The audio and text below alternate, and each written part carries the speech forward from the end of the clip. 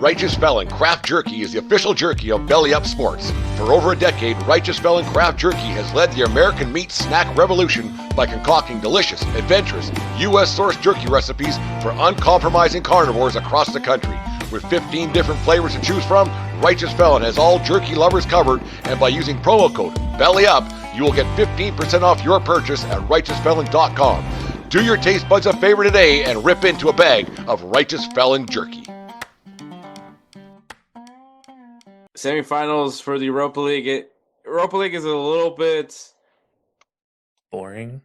Yeah, it was kind of boring. I'm sorry. I didn't want to say that, but it's just I don't know, man. This one was like the big teams did go. The teams that were high up went for it. Like there was no real drama. I mean, besides that phenomenal Manchester United Lyon game. Besides that one, I can't really pinpoint another like great matchup, great finish. Because you saw two teams that were just desperately trying to move on to the next round. Manchester United for reasons that they just want to win. They just need a win, and for Olympique Lyon, they just really needed the money. So, so that was to me the best match from the Europa League so far. Maybe this final can prove me differently, but the semifinals, Manchester United beat Athletic Club Bilbao 7-1 on aggregate. First leg was a 3-0 win, and the second leg was a 4-1 win for Manchester United. It just wasn't any close, and yeah, as much as like, I just don't know what happened with Athletic Club Bilbao. I really don't know what happened there. They are a very grinded out team. They're very scrappy. And obviously the big thing for them is that Nico Williams is going to leave. Yeah. And, you kind of, which I know they won Copa del Rey. I know they got that trophy not that long ago. But, how exciting would it have been to beat a team like, I mean, obviously we all know about all the drama with Manchester United. We literally just talked about it. But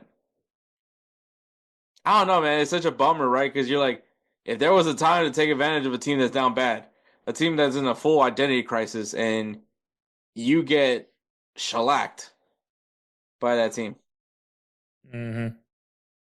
Yeah, I don't know what happened. I don't know what. Again, this goes into one of those things where Man United is like throwing everything at the wall too, where they're just trying to see who's going to work for them. Mason Mount finally came out of hibernation for a game in their last matchup for that 4-1 win. I keep forgetting that guy's even on that team. Yeah, scores 2 goals. Casemiro scored a goal.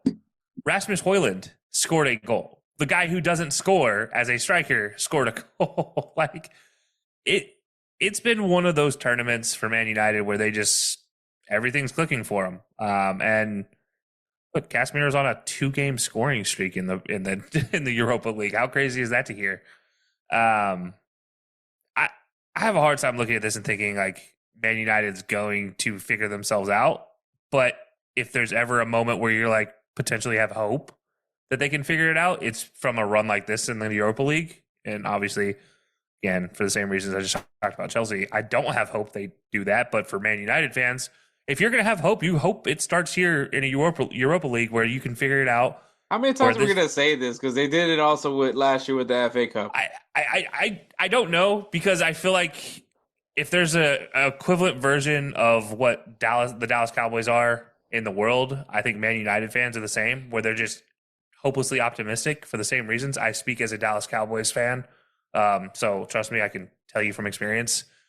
It's a lot of the same feelings. It's a lot of the, man, we have all the right pieces. Can we just get over it? Can our managers, can our coaches just figure it out? Like, the answer is always no. The answer is forever no until you figure out what you want to do in the front office.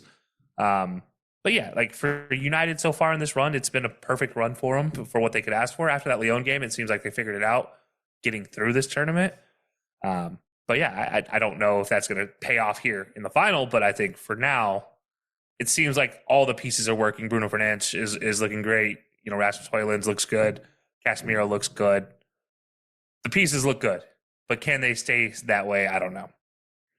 Yeah, and also Bruno Fernandes is also the only the only positive throughout the year for Manchester United. Crazy to say. Well, no. I guess you could say Xerxes is also looked pretty good. I was gonna say that. Amad, Oh, sorry. Amad, Hmm. Amad Diallo. I think Amad Diallo. Yeah, I think I'm saying that right. I don't that know, sounds about right. but yeah, him. I mean, I know he got injured. I think that was the reason why we didn't see him as much this year. But when he was healthy, man, that kid was good.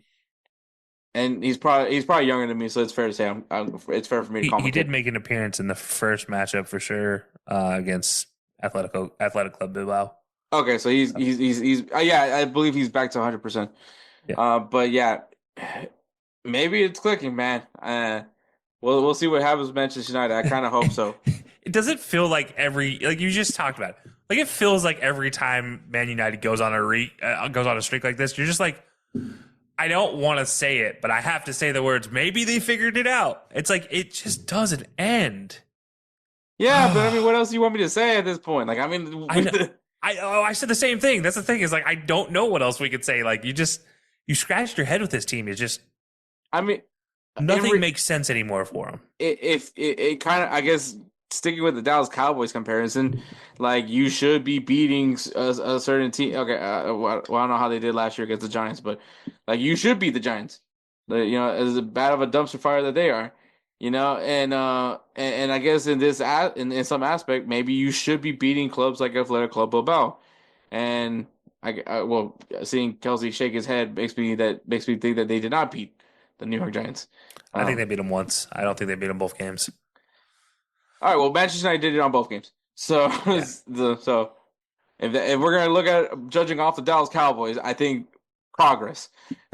Yeah, sure. We'll go with that. We'll go with Man United had progress. Maybe the fans were onto something when they were trying to buy the team back. That's all I'm gonna say. So Manchester United handles their business against the Athletic Club Bilbao. They're moving on to the final, and then the other matchup, Tottenham beating Bodo Glimt 5-1 on aggregate. Yeah, it wasn't close. Now, Glimpse another one of those teams. They just managed to get their way through. Tottenham is also still a team that you got to be afraid of, at least in these type of tournaments. Not in the Premier League, definitely not in the Premier League, but at least in these type of tournaments, they are tournament merchants in a lot of ways. So yeah, they I don't just know about continue to that show word. that. Hey, they get to a semifinal nearly every time they're in a tournament nowadays. So I mean, I can't really say anything right now. yeah, I was like, hold on, we'll get to you in a second. Jesus Christ. But yeah, so Tottenham handled their business. I don't really want to talk about this fucking stupid Tottenham. um what's crazy is that they're also like if not any worse of a situation than Manchester United is right now. Like Ange is like literally like just coaching for his life at this point. Like he might get fired. I don't know, just because where they are in the Premier League, but like I mean, that's a fair question. Does Big Ange does the Australian somehow find a way to keep his life points a little bit longer? I don't even know, man. I don't know what he has enough of in that squad to keep him afloat. Does that make sense? Like, yeah, I think if they can win Europa League, he keeps himself for another year. But I think they're still hurting from that bringing in Richarlison move.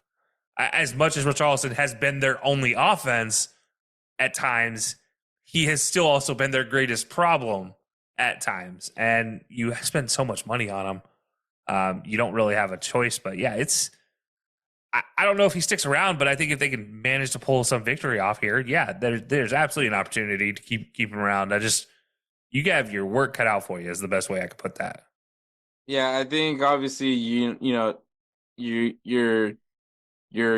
child, your baby, the guy that everyone believed in, the Chuck artist himself, Harry Kane, finally wins one. Oh, shut up! Go buy the anything's possible shirt. No, it's not me trolling Tottenham in any way possible. That was not the objection of that No, shirt. that would be the Timo Werner moment. Yeah.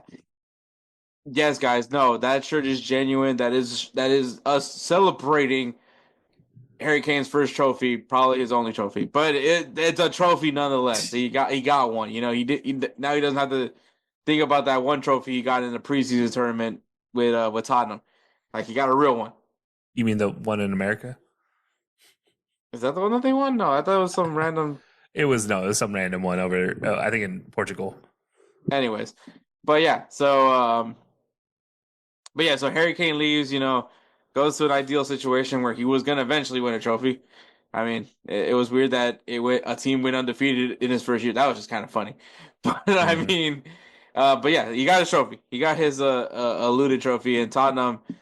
In now, I guess now in a prime opportunity to win a trophy, an Europa, and not only that, and you know when I guess we'll just say one more thing about Tottenham, and then we'll move to the final. Okay, one more thing. No, I'm just kidding. No, I do think Tottenham, at least as far as scoring goals, is in a much better place than we just talked about with Man United.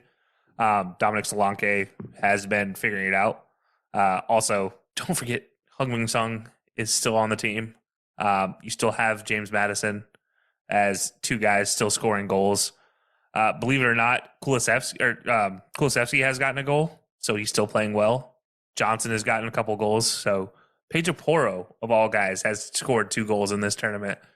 So they have guys scoring, whereas if you looked at Man United's roster, there weren't that many guys with goals. So it's a situation where you from an offensive standpoint, you feel a little better about Tottenham. The problem is their defense is going to be rough. The fact they made it this far with that defense is impressive. But I don't know if it'll hold out against what could potentially roll out for Man United, depending on how healthy or how excited they are to play. I think is the better question. So, And I mean, if you're yeah. Tottenham, honestly, because what Christian Romero, I think he's rumored to be going to Atletico Madrid in the I believe summer, so. Yeah, which is there is a bright spot in their defense. That there goes that one. yeah. But yeah, I mean, and then a match made in heaven too, of all places, Atletico Madrid with that man, Diego Simeone. That guy He just knows loves how it. to find dogs, man. I mean, Christian Romero in reality should have left Tottenham years ago. Oh But yeah, he should have been. He should have been one of the first guys out of Tottenham before Harry Kane, even for that matter. yeah, but yeah, I mean, yeah, Tottenham went up against Bodo Glimt. Yes, I was hoping that Bodo Glimt could pull an upset, but let's be honest, that wasn't going to happen. Who is that guy?